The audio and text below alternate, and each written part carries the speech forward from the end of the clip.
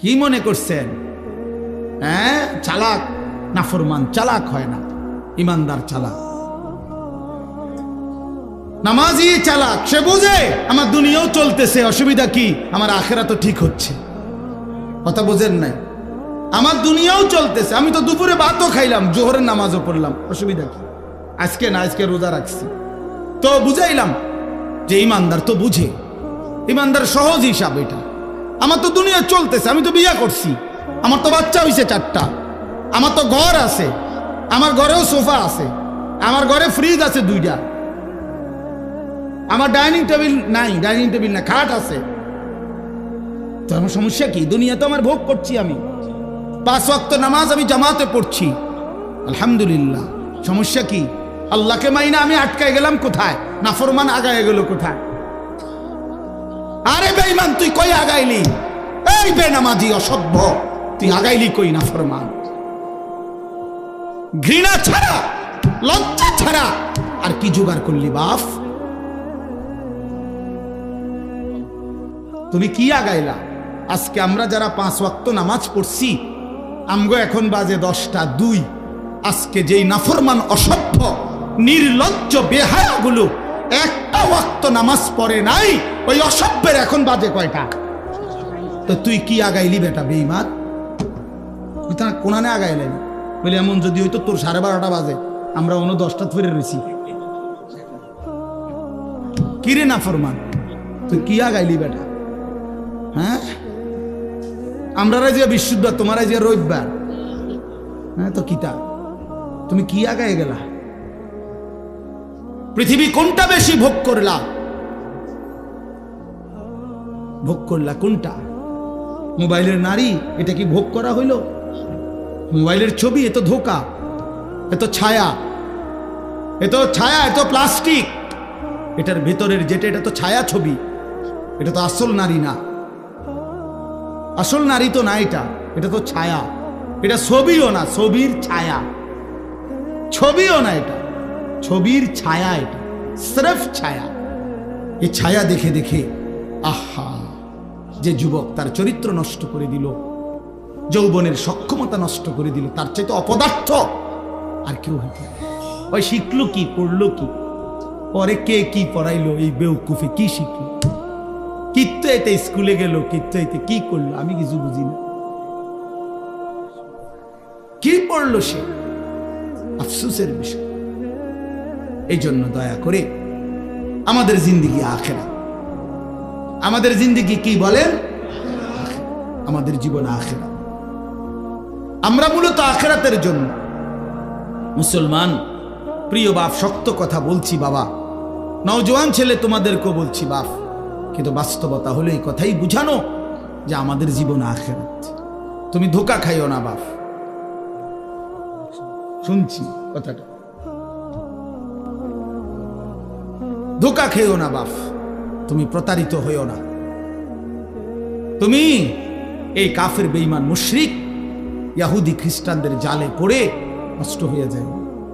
এটা ইন্টারনেট, এটা জাল, এটা তোমার মতো ইমানদার মুসলমানকে চরিত্রহীন বানাবার জাল।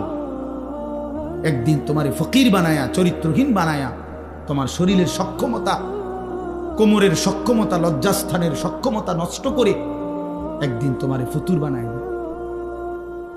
একদিন তুমি নারী দেখতে দেখতে, ছবি দেখতে দেখতে দেখবা তোমার জীবনটাও শেষ, যৌবনটাও শেষ, আখেরাতটাও শেষ, আর কিছুই মিলবে না, আর কিছুই মিলবে না। শত শত যুবকের জীবন আমি জানি, হাজার হাজার যুবক। আমার জিন্দিগি তো ছেলেদের সাথে, আমার জীবনটাই তো ছেলেদের সাথে। আমি তো শুনি বাপ। অতএব নিজের আখলাক সুন্দর, আমরা আখেরাতের জন্য, আমরা মুসলমান, আমাদেরকে আল্লাহ দয়া করে পছন্দ করে এক শ্রেষ্ঠতম নবী দিয়েছেন, এত বড় শ্রেষ্ঠতম রাসূল পেয়ে আহা যে পথ হারা হয়ে গেল, তার চাইতে বড় অভিশপ্ত আর কেউ হইতে পারে। কুল কায়নাতের সর্বশ্রেষ্ঠ নবী আমার কপালে জুটলো, তোমার কপালে জুটলো, তবুও তুমি কেমনে পথ হারা হইল? এত বড় শ্রেষ্ঠ নবী তো আর কারো কপালে জুটে না। নবী সাল্লাল্লাহু আলাইহি ওয়াসাল্লামের চাইতে দামি আল্লাহর সৃষ্টিতে আর কে হইতে পারে? তার চাইতে সুন্দর আমাদের নবীর চাইতে কে তিনি? এমন কে আছে? তিনি হাসলেও সুন্দর, তিনি কাঁদলেও সুন্দর, তিনি হাঁটলেও সুন্দর, তিনি বসলেও সুন্দর, তিনি কথা বললেও সুন্দর, তিনি চুপ থাকলেও সুন্দর, তার প্রতিটা সিদ্ধান্ত সুন্দর, তার প্রতিটা নড়াচড়াও সুন্দর। আল্লাহ নবী সাল্লাল্লাহু আলাইহি সাল্লাম ইমানদারও 1450 বছর ধরে নবীকে পরীক্ষা করছে। তিনি ইমানদারের চোখেও সর্বশ্রেষ্ঠ। পৃথিবীর সমস্ত কাফের বেঈমান, মুশরিক, নাস্তিক, মুরতাদ, দার্শনিক তারা পর্যন্ত নবীকে নিয়ে, আমাদের নবী সাল্লাল্লাহু আলাইহি সাল্লামকে নিয়ে গবেষণা করছে, একবার দুইবার না, লক্ষবার। তিনি তাদের কাছেও শ্রেষ্ঠ। কারো কাছেই তো তিনি এক জাররা, এক বিন্দু 23 বছরের 63 বছরের এই পবিত্র জিন্দিগিতে একটা কলমের দাগ বসাবে, একটা লাল কালির ফোঁটা দিবে আমার নবী সাল্লাল্লাহু আলাইহি সাল্লামের জিন্দিগির উপরে, এমন কেউ হয়েছে কোথাও? তাহলে আমরা সেই নবী সাল্লাল্লাহু আলাইহি সাল্লামকে ছেড়ে দিলাম কেন? কেন ছেড়ে দিলাম? এই জন্য দয়া করে ভাবতে শিখি। আমরা বাবাদেরকেও বলি, নওজোয়ান ছেলে তোমাদেরকেও বলি, পর্দার আড়ালের মা বোনদেরকেও বলি, মা আখিরাতের ফিকির করেন। আখিরাত যদি ফিকির হয়, পরকালের যদি ভাবনা হয়, তাহলে আমাদের পরকালের শ্রেষ্ঠতম সিজন আখিরাত কামাই করার মাহে রমজান। মাহে রমজান আমাদের সামনে। মাহে রমজান আমার, রমজান মানে ভিন্ন কিছু।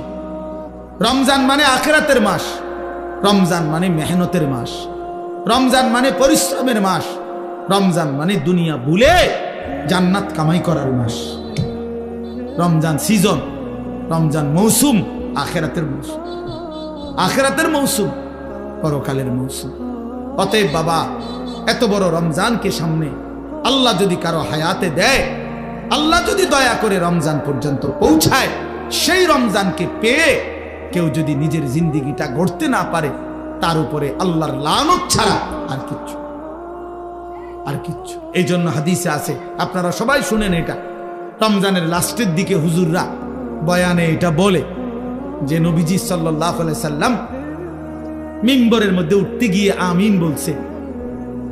তো নবীজি পরে ব্যাখ্যা দিছে, জিব্রাইল আইসা নবীজিকে বলছে, ইয়া রাসূলুল্লাহ, এত বড় শ্রেষ্ঠতম রমজান পেয়েও, এত দামি, এত ফজিলত পেয়েও যে তার নিজের আখিরাত গড়তে পারলো না, গুনাহ মাফ করাইতে পারলো না, তার উপরে আল্লাহর লানত, তার উপরে ফেরেশতাদের লানত। নবীজি তখন বলছেন আমিন, হ্যাঁ জিব্রাইল, আমিও কবুল করলাম, অর্থাৎ আমি মুহাম্মদেরও লানত। এই জন্য রমজানে যে নাফরমানি করে, রমজানে সুদ খায়, ঘুষ খায়, রমজানে কিস্তি নেয়, রমজানে যেই মহিলা বেপর্দা বাজারে বাজারে ঘোরে, রমজানে যেই নাফরমান নামাজ পড়ে না, আল্লাহর জিকির তেলাওয়াত করে না, হালাল পথে চলে না, তোর উপরে আল্লাহর লানত, ফেরেশতার লানত, তোর নবীর লানত, তোর রাসূলের লানত। মনে রাখো, এত লানত নিয়া জীবনে সুখ হবে না, আখিরাতেও সুখ হবে। এই জন্য দয়া করে ইনশাআল্লাহ মাহে রমজানকে কদর করব। বলেন ইনশাআল্লাহ। ছেলেরা বলো বাবা ইনশাআল্লাহ। রমজানের জন্য প্রস্তুতি নাও, রমজানের জন্য, রমজানের জন্য। আল্লাহর নবী সাল্লাল্লাহু আলাইহি সাল্লাম কোমরের লুঙ্গি রমজানে হাদিসে আছে শক্ত করে বাঁধতেন ইবাদতের জন্য। মানুষ যখন ভারী কাজ করে, শক্ত কোনো কাজ করে, তখন কোমরে গামছা বা রশি টাইট করে বাঁধিয়ে লয়, তাইলে শক্তি হয়, শক্তি সঞ্চার হয়। আল্লাহর নবী সাল্লাল্লাহু আলাইহি সাল্লাম রমজানে রাত্রি জাগার জন্য কোমরে লুঙ্গি শক্ত করে বেঁধে নিতেন, ইবাদতে ডুবে যেতেন, আল্লাহর বন্দেগীতে লেগে থাকতেন। অতএব আমরা রমজানকে কদর করব ইনশাআল্লাহ। আমার জীবন সুন্দর হবে কখন? আল্লাহ তাআলা আমাদেরকে সৃষ্টি করেছেন আমাদের জিন্দেগির সমস্ত কর্মকাণ্ড সুন্দর করার জন্য। লিয়াবলুয়াকুম আইয়ুকুম আহসানু আমালা। আল্লাহ তাআলা বলেন, জীবন দিলাম তোমাদেরকে পরীক্ষা করার জন্য, তোমাদের কার আমল কতটা সুন্দর। আহসান, আহসান শুধু সংখ্যা বিবেচ্য নয়, নামাজ পড়ে ফেলছে 10,000 রাকাত, কিন্তু সূরা কেরাত অশুদ্ধ, দোয়া কালাম অশুদ্ধ, রুকুর তাসবিহ সেজদার তাসবিহ আত্তাহিয়াতু অশুদ্ধ, তো কোনো লাভ নেই। 10,000 না, 10 লক্ষ রাকাতেরও কোনো ফায়দা নেই। এজন্য সংখ্যা বিষয় না, যে কি পরিমাণ, না, গুণগত মান, গুণগত মান আহসান হইতে হবে, সুন্দর হইতে হবে, কোরআন সুন্নাত আলোকেই হইতে হবে, আলোকে যেভাবে হোক। আমরা অনেক মুসলমান এই কথাটা, হযরত মাওলানা মুফতি বেলায়েতুল্লাহ সাহেব শেষ এই কথাটা বলতে চাচ্ছিলেন। অর্থাৎ একটা কথা মনে রাখবেন ছেলেরা, তোমাদেরকেও বলি বাবা, যে যেটুকুই ইসলাম মানি এটুকুও গ্রহণযোগ্য হওয়ার জন্য বিশুদ্ধ হওয়া জরুরি, বিশুদ্ধ হওয়া জরুরি। শুধুমাত্র মসজিদে আসলাম শুক্রবার জুমার নামাজ, আমার উপস্থিতিটা দেখাইলাম, এতেই আমার জুমার নামাজ কবুল হবে না। জুমার নামাজ যেভাবে আদায় করতে হয় ওইভাবেই হইতে হবে, নামাজের সূরা কেরাত ঠিক হইতে হবে। শুধু আল্লাহর ঘরে গেলেই হজ আদায় হয় না, শুধু মিনা আরাফায় গেলেই হজ আদায় হয় না। কোরআন সুন্নাহ যেভাবে হজ্জের নিয়ম কানুন বলছে ওইভাবে হইতে হবে, ওইভাবে হইতে হবে। তাইলে শুধুমাত্র উপস্থিতি যথেষ্ট না, যে আমি আসছি তো জুমার নামাজে মসজিদে, না, এটাই যথেষ্ট। আমি শুধু তো উঠানামা করলাম 4 রাকাত, না, শুদ্ধ হইতে হবে। আল্লাহর নবী সাল্লাল্লাহু আলাইহি ওয়াসাল্লাম বলেন, তিলকা সালাতুল মুনাফিক। 3 বার বলছে নবীজি কথা। ওই নামাজ মুনাফিকের নামাজ, ওই নামাজ মুনাফিকের নামাজ, ওই নামাজ মুনাফিকের নামাজ। কামা ফানাক্কারা আরবাআন লা ইয়াযকুরুনাল্লাহা ইল্লা কালিলা। যে শুধু দাঁড়াইলো আর 4 রাকাতে 4টা ঠোকর মারলো, তো আল্লাহ নবী সাল্লাল্লাহু আলাইহি ওয়াসাল্লাম বলেন সে 4 রাকাতে 4টা ঠোকর মারল, লা ইয়াযকুরুনাল্লাহা ইল্লা কালিলা, একেবারেই যৎসামান্য আল্লাহর জিকির তাসবিহগুলো ঠিক মতো পড়লো না। নবীজি সাল্লাল্লাহু আলাইহি সাল্লাম বলেন ওই নামাজ মুনাফিকের নামাজ। এজন্য তাড়াহুড়ো করে যে নামাজ, এটা মুনাফিকের নামাজ, মুনাফিকের নামাজ। তাইলে যেখানে শুধু তাড়াহুড়া করলো কেন, এই জন্যই নামাজ মুনাফিকের নামাজ হইল, সেখানে অশুদ্ধ পুরা। এটা কি ইমানদারের নামাজ? এটা মুমিনের নামাজ হইল। এই জন্য আপনি মাদ্রাসায় পড়েন নাই, আমরা হুজুর না, এই সমস্ত কথা আপনি জবাব দিবেন। আপনি মাদ্রাসায় পড়েন নাই কেন, আপনি হুজুর না কেন, এটা কার দোষ? আপনি সূরা কেরাত দোয়া কালাম শিখবেন না কেন? আপনার উপরে যেটা দায়িত্ব, ফরজে আইন, আপনাকে শিখতে হবে, কোরআন শুদ্ধ করতেই হবে। এর জন্য মাদ্রাসায় না পড়েও শুদ্ধ করতে হবে। মনে করেন মাদ্রাসায় পড়েন নাই ছোটবেলা, এরপরও আপনাকে ঠিক করতে হবে। মনে করেন আপনি হুজুর না, এরপরও আপনার নামাজ বিশুদ্ধই হইতে হবে। পাবলিকের নামাজ কোনো রকম হলেই চলবে, আর আমগো হুজুরদের নামাজ হইতে হবে একদম বিশুদ্ধ। এটা তো বৈষম্য হয়ে গেল, বৈষম্য হইল না, এটা তো ইনসাফ হইল না। আপনি বেহেশতে যাইতে হইলে ভুল ভ্রান্তি অশুদ্ধ নামাজ পইরাই আপনি বেহেশতে যাইবেন গা, আর আমি 12 বছর লাগাইয়া সূরা কেরাত দোয়া কালাম ঠিক করতে হইব, কেরাত মস্ক করতে হইব, কারি সাহেবের কাছে পড়তে হবে। আমার বেহেশতটা এত কঠিন হয়ে গেল কা আমার বেলায় আইয়া? আমি কি মাদ্রাসা পড়ে অন্যায় করলাম? তাইলে বোঝা গেল ভুল ধারণা। এই জন্য এটা মনে রাখবেন, আমি কিংবা আপনি, জওয়ান কিংবা বুড়ো, জেনারেল পড়ুয়া কিংবা মাদ্রাসায় পড়ুয়া, নারী কিংবা পুরুষ, মুসলমান মাত্রই তার প্রতিটি আমল বিশুদ্ধ হইতে হবে। কি হইতে হবে বলেন? ফামান কানা ইয়ারজু লিকা রাব্বিহি ফালিয়ামাল আমালান সালিহা। আল্লাহ তাআলা বলছে, যারাই আল্লাহর সাক্ষাৎ চায়, জান্নাত চায়, যে আল্লাহর সাক্ষাৎ পাবে পরকালে সেই জান্নাত পাবে, যে জান্নাত পাবে সেই সাক্ষাৎ পাবে। একই কথা এটা। তো যে আল্লাহর সাক্ষাৎ চায় মানে জান্নাত চায়, আল্লাহ তাআলা বলেন ফালিয়ামাল আমালান সালিহা, সে যেন তার সবগুলো আমল বিশুদ্ধভাবে করে। কোরআন শরীফের আয়াত,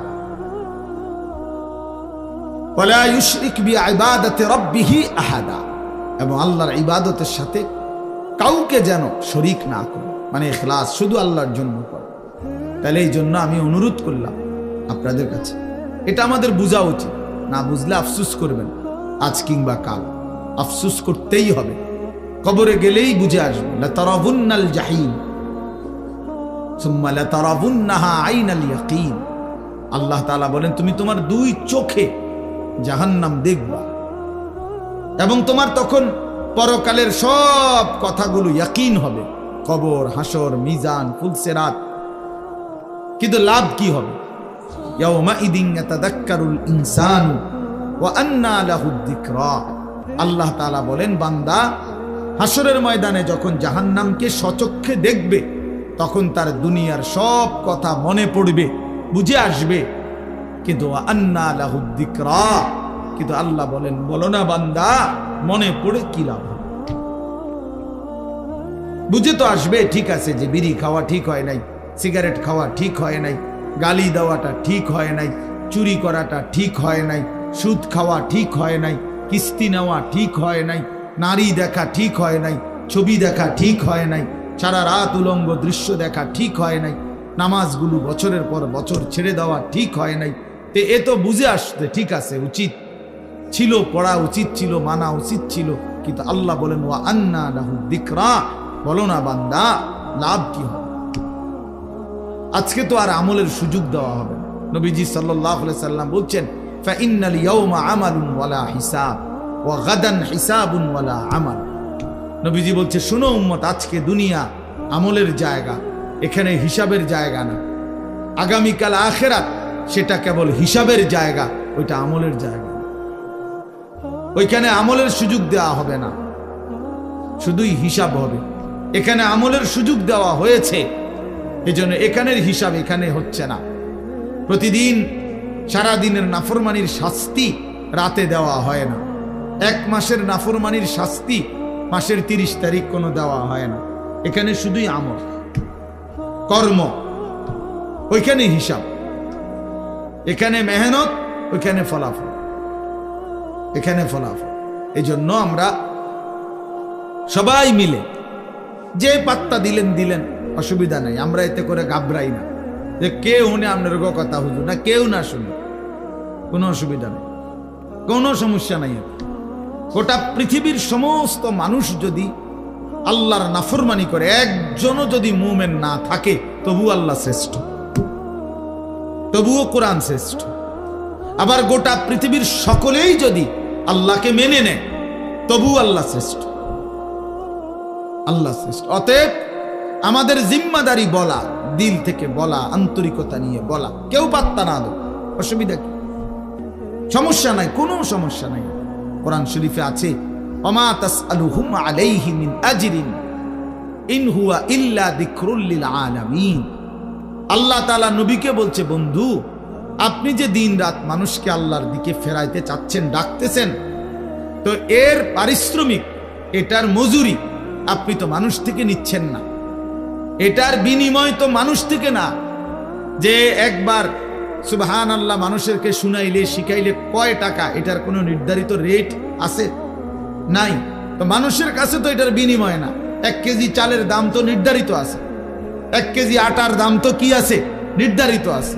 1 কেজি আলুর দাম তো নির্ধারিত আছে, কিন্তু আল্লাহর কথা বলার মূল্য তো নির্ধারিত নাই। অর্থাৎ এটা মানুষ থেকে তো আপনি বিনিময় নিবেন না। কাজে আপনার সমস্যা কি? বিনিময় তো দেব আমি, কাজে কেউ গ্রহণ করলেও বিনিময় দেব, কেউ গ্রহণ না করলেও বিনিময়। আপনার সমস্যা কি? আপনার যেটা পাও না, আমি সেটা আপনাকে দেব। এই জন্য আমরা দাঈ যারা হয়, আল্লাহর দিকে যারা ডাকে, ইমাম, খতিব, আলেমে দ্বীন, আউলিয়ায়ে কেরাম, ওয়াইজ, মুহাদ্দিসিন, মুফাসসিরিন, ওনারা এটা বুঝে যে কেউ গ্রহণ না করে কোনো অসুবিধা নাই, কারণ আমি তো আপনাদের থেকে পারিশ্রমিক নেব না, বিনিময় তো মহান আল্লাহ পাকের কাছে। ইন্নামা নুতঈমুকুম লিওয়াজহিল্লাহ লা নুরিদু মিনকুম জাযাআন ওয়ালা শুকুরা। আল্লাহর প্রিয় বান্দা বলে, আল্লাহর সন্তুষ্টির জন্য তোমাকে খাওয়াইছি, বিনিময়ে তোমাদের কাছে কোনো কৃতজ্ঞতাও চাই না, কোনো বিনিময়ও চাই না। আপনি ধন্যবাদ দেওয়ানোরও দরকার নাই, ধন্যবাদেরও দরকার নেই। আপনি বলছেন আর যে মনে কর একটা ওয়াজে হয়েছে আজগা, হ্যাঁ তো কি এতে কি আমার কবর রাজা মা, কথা বলেন না কেন? 10 লাখ মানুষ আমারে চিনে, এতে করে কবর রাজা মাফ তো কি? তো শ্রোতা 50 লাখ হইলেই কি? 5 জন হইলেই কি? 5 জন হইলেই কি? সবাই চিনলেই কি, না চিনলেই কি? এতে কি আহামরি ব্যবধান কি? সবাই চিনলে কামিয়াব, কথা বলেন না? কেউ না চিনলে ব্যর্থ। তো আর কি, এনে আলাদা কিচ্ছু নাই, সব কিছু আসমানওয়ালার কাছে।